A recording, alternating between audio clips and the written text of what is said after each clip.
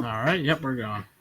All right, everybody, welcome to Dang Sport Podcast. Here it's Dan, Austin, and Gavin. Here we're here with Nigel Hill, defensive back for the Vegas Vipers out of the XFL. Man, how you doing tonight, Nigel?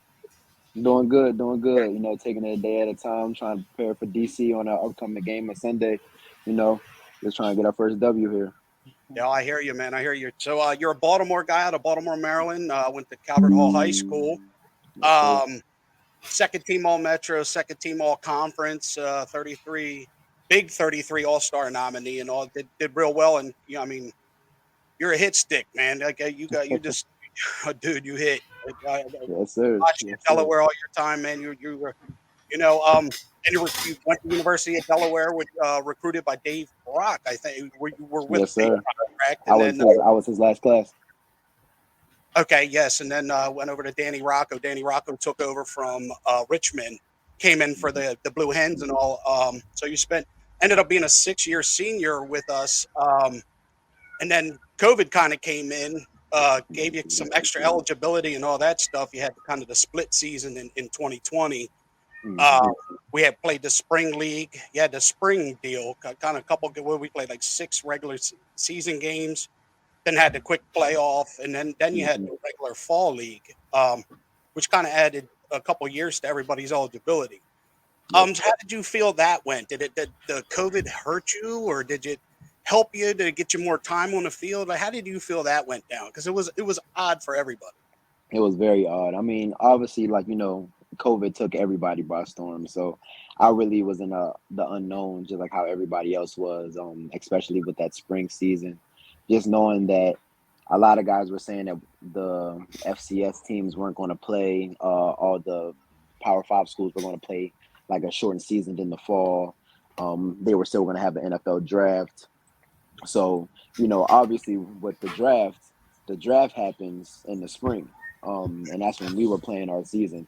So I didn't know whether or not that was going to be it for me. But I really just try to, not worry too much. As my coach now likes to say, chasing ghosts. Didn't want to chase ghosts. I just want to put my best foot forward. And honestly, I would say that the COVID season did help me just because that kind of put my name out on the map. I was able to earn FCS second team All American. I was able to earn my first All Conference in the spring for the CAA. So that kind of really put me on the map for the FCS.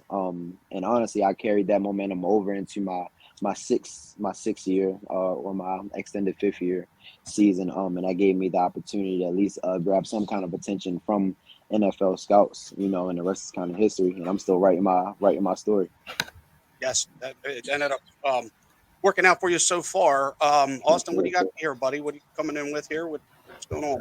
I guess we'll kick off your fandom here. I see that your favorite team is the Steelers. So, like growing up, did your dad like the Steelers, or did you just Yeah. like who influenced you to like the Steelers? So as my man Dan said earlier, like I'm kind of a hitter. So my favorite guy growing up was Troy Polamalu. Even though I'm from Baltimore, like I always like Troy Polamalu just because of how he played with like such reckless abandon. Like always just throwing his body in there, and he was never really the biggest guy either. He's probably like my height, 5'10". You feel me? He might be a little bigger than me, but the way he played the game and the way he just played it so instinctually, like that was always the reason why I like the Steelers. My dad is also a Steelers fan too. But me personally, I just like Troy Polamalu, and plus, obviously, like the Baltimore Ravens fans and the Steelers fans, they Yeah. always have that big rivalry going on and stuff like that. And I will always see him making those splash plays, like Ed Reed too. Ed Reed will always make those splash plays, but it was more like the interceptions. He wasn't. I'm not saying Ed Reed wasn't a hitter because everybody knows that Ed Reed was a hitter, but like Troy Polamalu, he was just such always around the ball like all the time. Like Ed Reed was always so deep in the back. Like me personally, like the position I play now, nickel for the Las Vegas Vipers. That's kind of like that area that I always wanted to be in, just because I could hit and I could cover and get interceptions at the same time. So You also Okay, awesome. kind of Yeah. get down So to yeah, and then also I see you were an undrafted free agent, and then you went into the Washington Commanders. How was your mhm. time there? Did you enjoy it? I did. Most definitely got to live out my dream for the short stint that I was there. But it was just a great experience, you know, just being undrafted. Honestly, I didn't get signed after the draft either. I had to earn my contract through the rookie minicamp, so I was able to get a minicamp invite for the Washington Commander minicamp, and they signed me after the minicamp. So just being able to go to rookie minicamp, being able to compete in front of NFL talent, knowing that I belong, honestly, just showing people that I have the talent to be there. That was the main thing for me. Just proving to myself that you kind of go in having a lot of unknowns, especially coming from a smaller school, being what NFL scouts like to call undersized. You got a lot of questions saying, well, can I hang with these guys from Alabama? Can I hang with these guys from Ohio State? Can I hang with these guys from these Power Five schools? And being there at the rookie mini camp, and then having Coach Rivera come up to me saying, we're thinking about signing you afterwards, just gave me the confidence that I needed to know that I'm like, all right, well, look, even though I am undersized or coming from a smaller school, I can play with these guys. They're not that much better, if better than me at all. So it was a great experience, honestly, and I'm just working my way to make it back. Okay, and then I also had a question, because I know that Washington, I mean, that's close to where you're from. So, like, did you have any connections? Did you know anybody like from that organization that kind of helped you, get your foot in the door there? No, not really, honestly. Even though Washington is very close, I didn't really know anybody there. Not when it like comes to the football side of things, honestly. Um, One of my teammates didn't go to the rookie minicamp with me, Dejan Lee. But other than that, that was really it. Okay. Speaking of that, how do you feel about other guys in the XFL here? Tenny Adewusi and Dejan and them. He's with Houston. How do you feel about the other Blue Hens being in the league with you, XFL? You guys getting along? You meet up? What's up? How's that going? Yes, sir. We actually met up. So when we had the showcase, when The Rock came to Dallas, and he was there, we had all the 8 teams there. We met up there. Me and Dejan and Tenny had met up a couple times actually since we've been here. But it's kind of hard to for our schedules to kind of meet up because obviously like we're in season now. But I'm just grateful that all of my past teammates are balling just like me. Every time they're on the TV, I'm watching them, cheering them on from the sideline. Obviously, like when we do play each other, I'm gonna be, obviously I'm going to want to win because it's the competitive nature in me. But just seeing those guys ball, and because I know exactly what they've been through.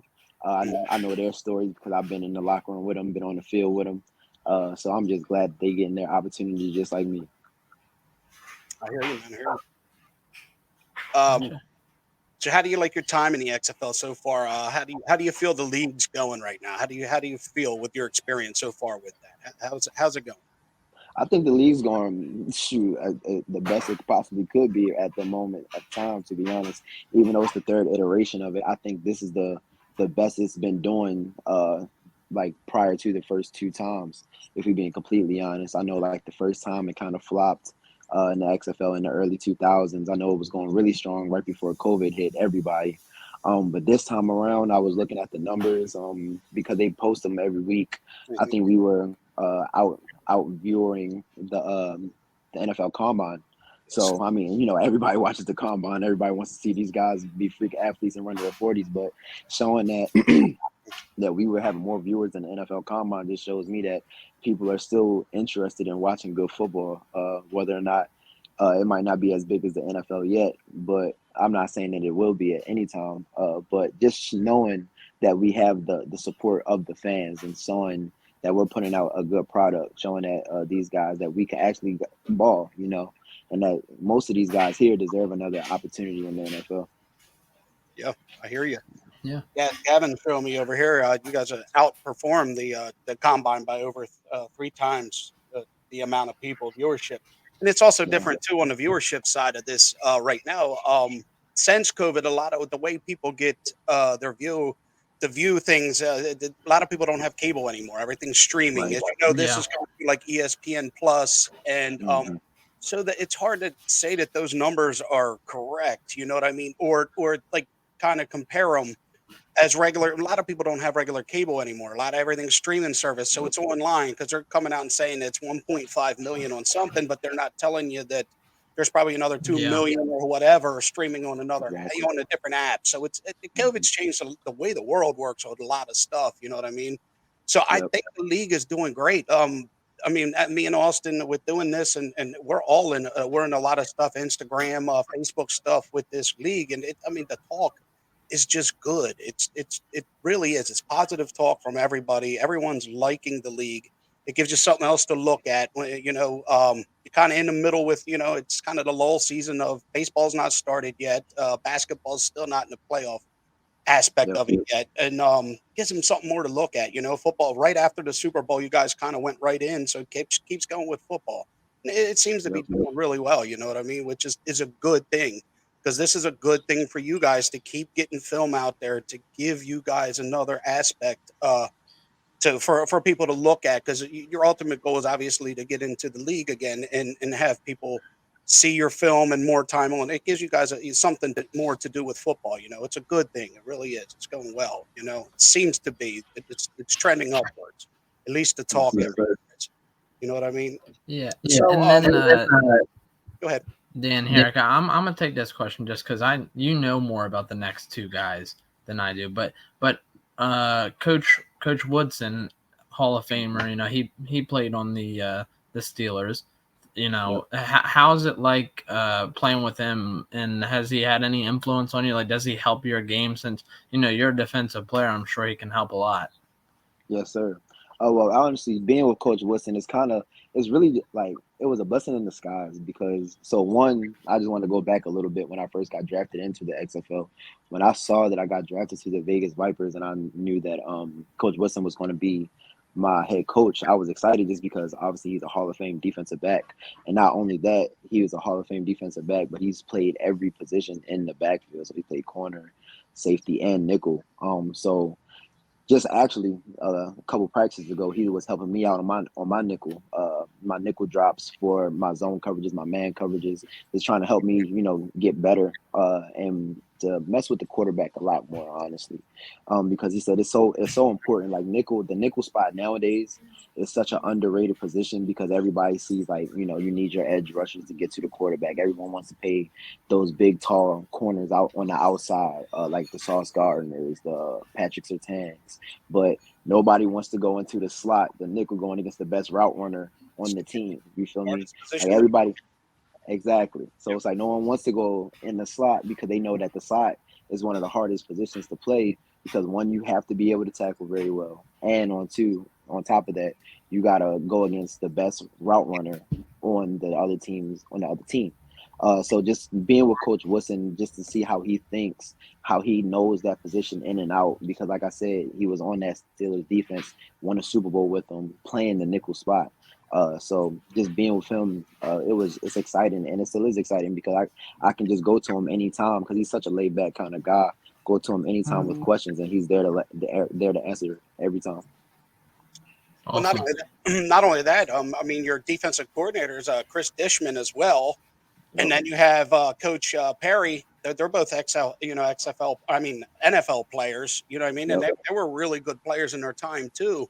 So, I mean, you have 147 career interceptions between the three of the guys. I mean, Woodson's a Hall of Famer, and all these guys have played DB in the NFL. So it's like three good guys that can really teach you and get you and help you work your game to the next level. You know what I mean?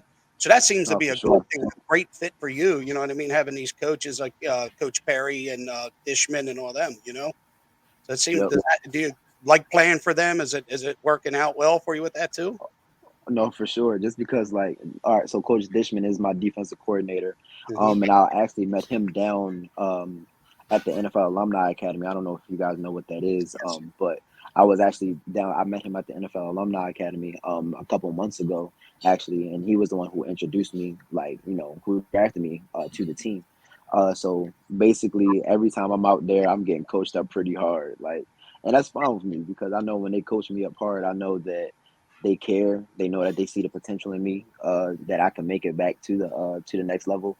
So I rather them coach me up as hard as I can now because as soon as I try, go on and take that next step forward, I'll be as ready as I can be. But just playing with them, have like you said, 147 career interceptions between the three of them.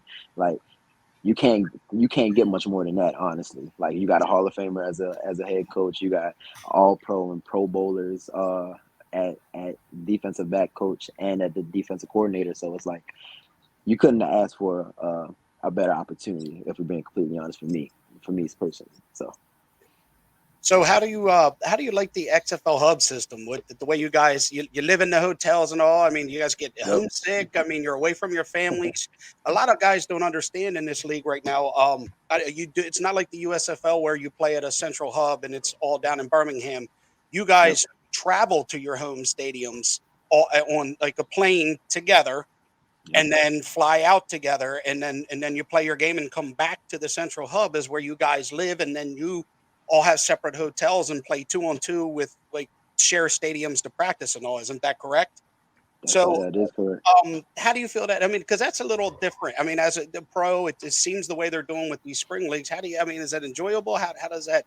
What do you feel about it? Is it I kind of mean, honestly, when you're trying to make it back to the NFL, you kind of block out all that kind of outside noise. If we're being completely honest, just because the opportunity that's in front of you. If you were thinking about all of the stuff that you don't have, like obviously, like the playing situation or the living situation. If you think about that kind of stuff, I feel like you're not looking at the bigger picture of like, well, look, all I have to do is, I wouldn't even like to say the word endure, but all I have to do is, stick these 3 months out, put my best foot forward. And honestly, my whole situation get turned around just like that. So, yes, like whatever? me personally, I don't even try to think about, the living situation. I do obviously get homesick a lot. That's why I'm so excited to play for at the DC game, because all my family is coming out and see me and stuff. But I try not to think about it. I got my PlayStation here, so I try to block myself, block myself out with video games as much as possible when I can. But I just try to think about the opportunity, man. This opportunity I really feel like it's a kind of a once in a lifetime kind of thing. So, I'm just trying to put my best foot forward every day. What you playing on the sticks? Call of Duty? Of Oh course, Call of Duty. yeah, I hear you, man. All right. Now, uh, how frustrating are you right now? You guys are 0-3 at the moment, right? Yep. Very easily could be 3-0. Um, Yeah.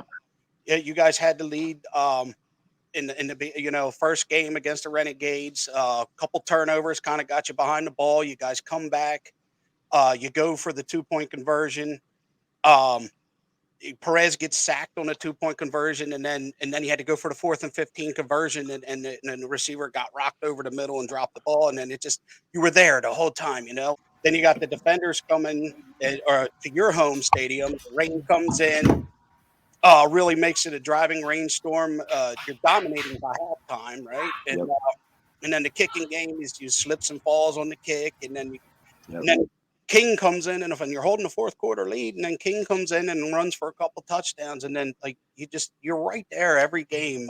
Yep. Sea Dragons, they throw a bomb up on 4th and 2 to Yep. Josh Gordon. You know what I mean? And you guys are right there. I know you're frustrated, but you're just like that play away, man. So what do you feel about it? Like, because I think you guys could be a playoff team. You're there. You Yeah. just got to finish. And I know your coach Woodson's frustrated. You guys are all frustrated.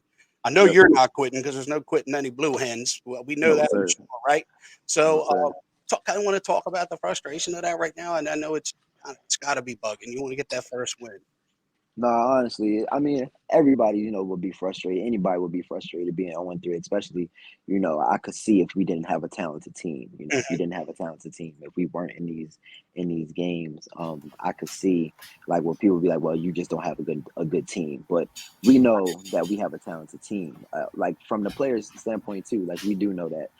Especially like on the defensive side, our coaches just tell us, control what you can control. Yep.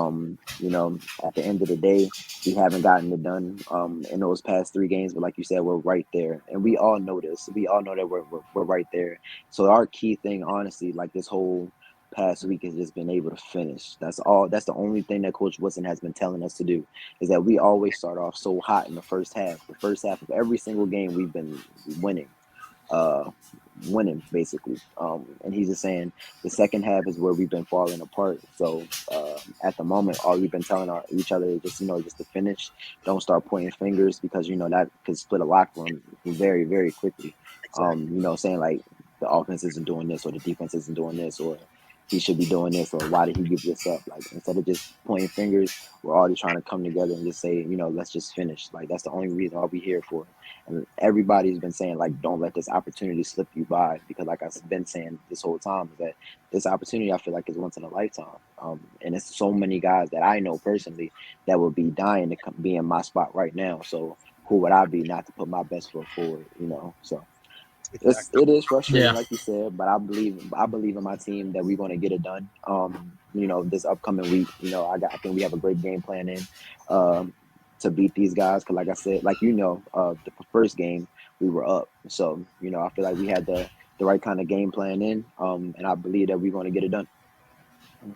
Okay. And then just a few more questions here we had. That's cool. One of the questions I had was so a lot of different views on Cashman Field on like online, because it's a smaller field. They kind of like had to rush to get a field for Vegas, but also the weather has been absolutely crazy there. So like every game and even the upcoming game is supposed to be like really really cold and just crazy. So like, what are your thoughts on the stadium and the weather that you've been dealing with?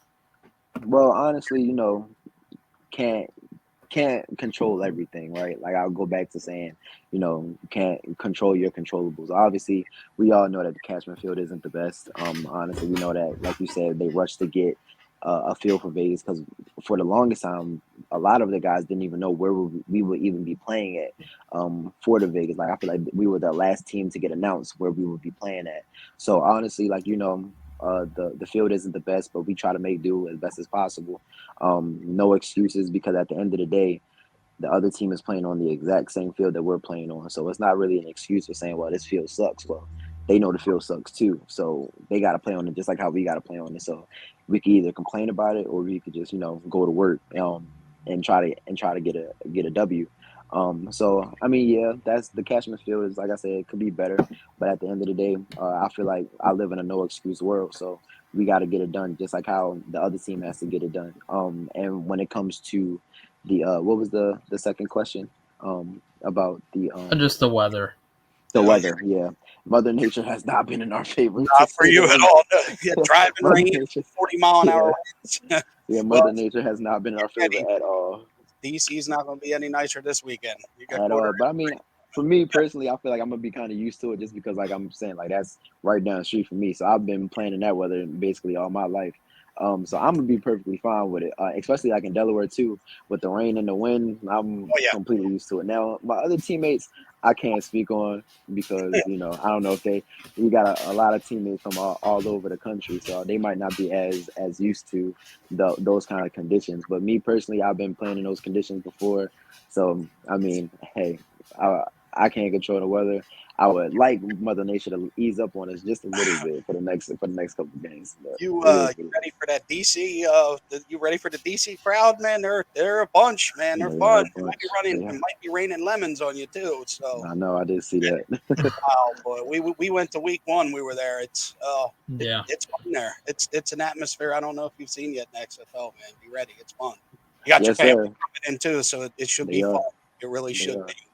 be. Almost like a Yeah. home game for you, right? But I mean, Yep. you're right. It's only a 40-minute ride, right? Just about. Just about. Yeah. So, um, how do you feel about the different roles in the XFL? Do you like the point conversion stuff? I know it's a little different for defense, because kind of an It is. offense deal. It The is. two, 1, 2, and 3 point conversions are a little different. The kicks are a little. You spend some time on special teams too, don't you? So Yep. is the kickoff a little different on that with the you can't move and the rules of keeping it in bounds and all that stuff?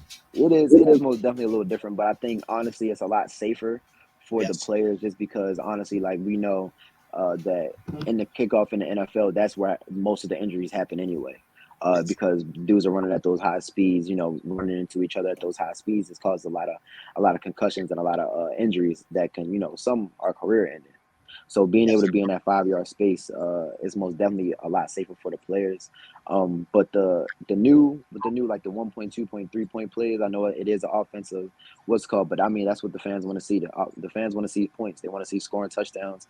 And honestly, the only thing I have against it is that I wish the stat counts for the defense. If like we get an interception or a pass breakup or a tackle that they don't score, Okay. I do wish that it does count for the defense just as it does for the offense. Like the defense of statistic could count. Or whatever. But I mean, honestly, I'm fine with it. Especially what I really do like for the onside kick with the 4th and 15. I feel like that will add way more excitement to the NFL games if the NFL implemented that into their game. Because I know, like, I don't even know the chances for getting the onside kick, but I know it's very, very low. But getting the 4th and 15, especially for the excitement for the game, I feel like if the NFL did implement that into their game, the excitement for it would be way through the roof, and fans would be way more into it, especially when they know they have a legit shot to come back instead of hoping and wishing that they're going to get an onside kick. So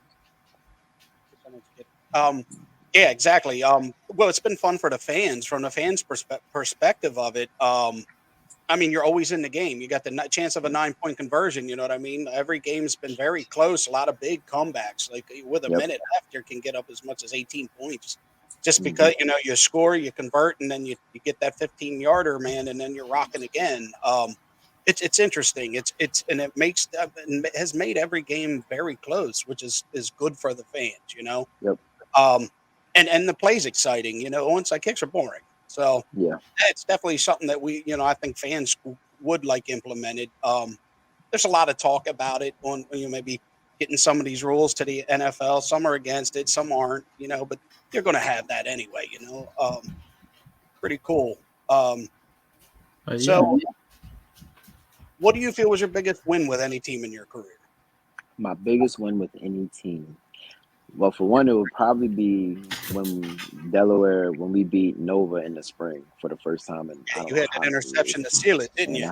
I had the interception to seal it. So that was probably the biggest one that I've had at Delaware. Here we still were looking for it. So it'd probably be DC. DC would most definitely be there. And for me, obviously for Calvert Hall beating Loyola Blakefield is probably my biggest win. Okay. Just because we have a big rivalry back at home in Baltimore. Like we got like over 100 years for Calvert Hall and Loyola, so that would be my biggest win there. But honestly, the most memorable one probably would be the Nova versus Delaware in the spring. I mean, all Nova guys that I know always say like, "Oh, the spring doesn't count. The spring doesn't count." But I mean, listen, I'm counting it because I got the game winning pick, and it counted to win the CAA championship and go to the Exactly. FCS playoffs. So And as I count Delaware it. fans, we loved it because we can't stand Nova, and that kicked us off into the playoffs. So trust me, Yep. we loved it Yep. because we yeah, battle with Nova. We can't stand Nova, so yeah. and we loved it. It was great. Go ahead, Austin. I feel like that was a really good question to wrap it up on because I can't think of anything better than that one. But if Gavin has a question, we can wrap it up with That's a your final question from buddy? Gavin. Yep. How did you feel on your career so far? How do you feel about it? He said, "How do I feel in my career so far?" Yeah. How do you feel? Yeah. How your career's going so far overall? How do you feel about it? Honestly, man, I feel like my career is going just the way God wants it to. Honestly, me personally, I wish or I prayed to be in the NFL, and He granted me that experience. But my path is just a lot different than everybody else's, and I have no problem with that. I just want to show all the guys like Gavin that it's possible. Like even if you don't grow to be 6'1", like the NFL scouts say that you got to be, or you grow to be 235 pounds and jumping a 45-inch vertical. Like you don't have to be a freak athlete to be a great football player. And just because you don't make it to the NFL off rip, I'm glad that the XFL is here. I'm glad that even the USFL is here to give guys like me opportunities to show that even though we went to a small school or maybe went to a D2 or D3 or JUCO product, that we can still ball just like these Power 5 guys that you guys claim that are so much better than us.